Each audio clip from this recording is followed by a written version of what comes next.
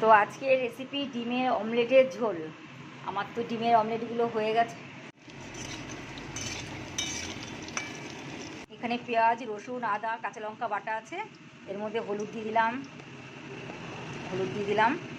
নুন দিয়ে দেবো। এবার সব একসাথে মিশিয়ে পেস্ট করে রেখে দেবো। এর মধ্যে একটু জিরের গুঁড়ো দেবো, দিয়ে এটাকে একসাথে জিরের গুঁড়ো দিয়ে দিলাম।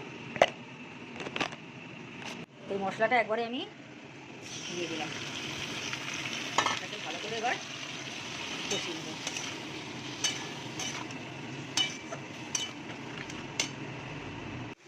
তো আমার মশলাটা কষানো হয়ে গেছে।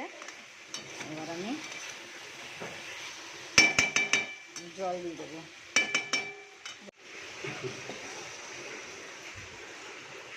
জল দিয়ে দিলাম আমি না ডিমটা না, ঝোলটা নামিয়ে তারপরে আমি ডিমটা দেবো, জানো তো কেন বলো তো?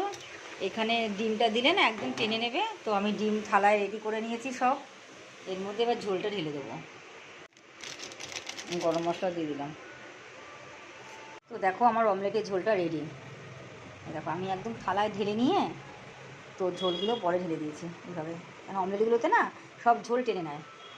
তোমার ফাইনাল লুক এটা, অমলেটের ঝোল। টাটা।